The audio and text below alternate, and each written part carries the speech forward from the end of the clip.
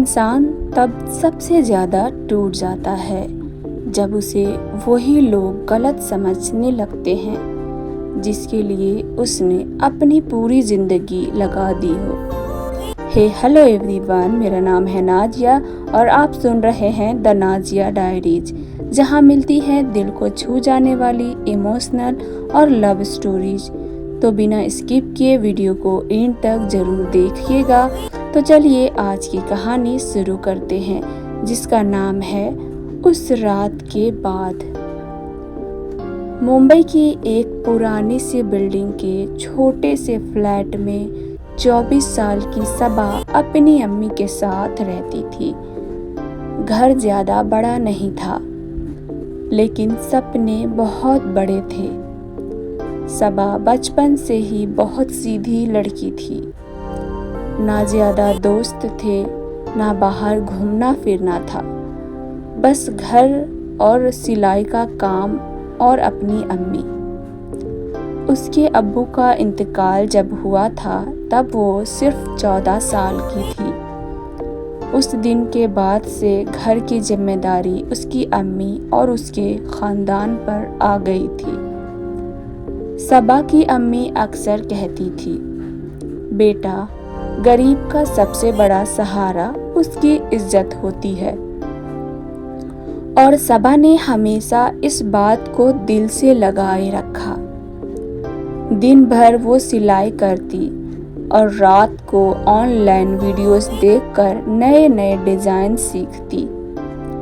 धीरे धीरे उसके कपड़ों की डिजाइनिंग मोहल्ले में मशहूर होने लगी।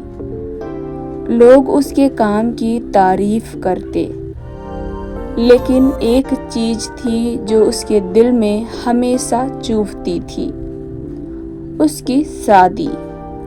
मोहल्ले वाली खाला हर दूसरे दिन आती और कहती, सबा की उम्र निकल रही है, जल्दी रिश्ता देखो। अम्मी बस मुस्कुरा देती, लेकिन रात को चुपके से रोती थी। एक दिन अचानक सबा के लिए रिश्ता आया। लड़के का नाम था अयान। एक प्राइवेट कंपनी में जॉब करता था।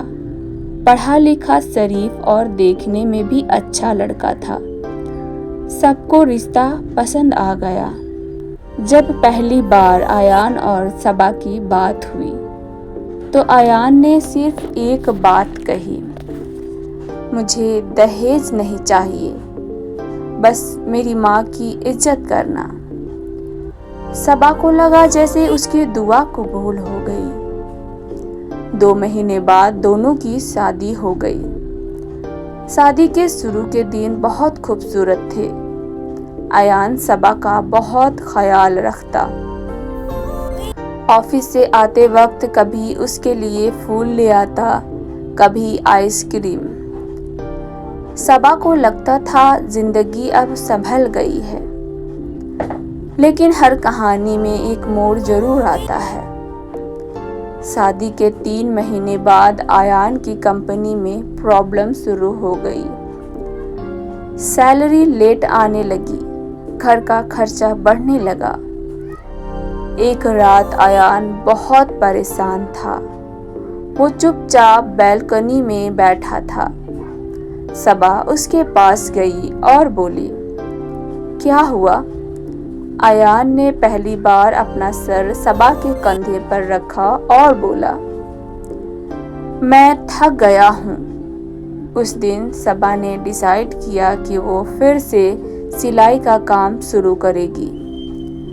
उसने घर से ही लेडीज सूट का काम लेना शुरू किया। धीरे धीरे पैसे आने लगे, लेकिन अयान की अम्मी को ये बात पसंद नहीं आई। वो अक्सर ताने देती, हमारा बेटा कमाता है, बहू को कमाने की जरूरत क्या है? सबा चुप रहती।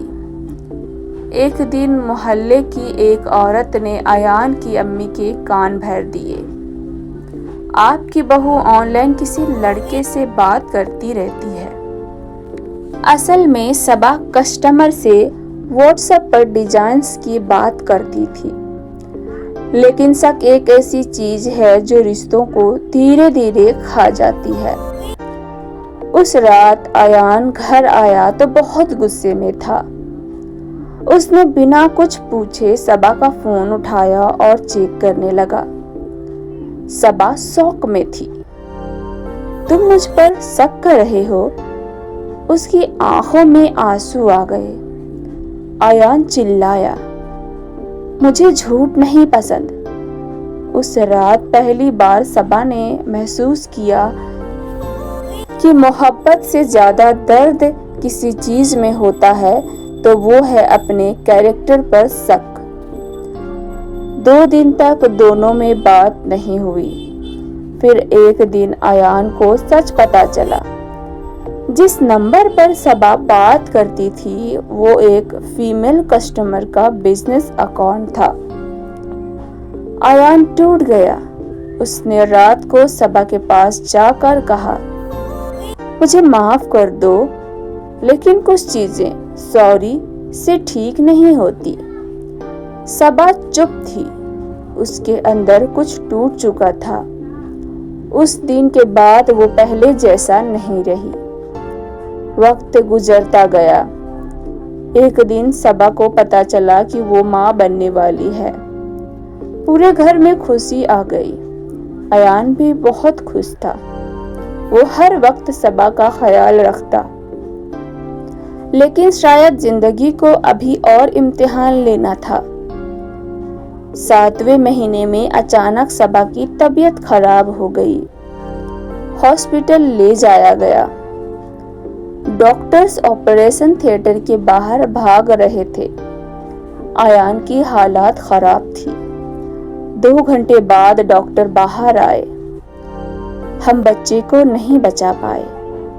یہ سنتے ہی ایان کی آنکھوں سے آنسو نکل گئے۔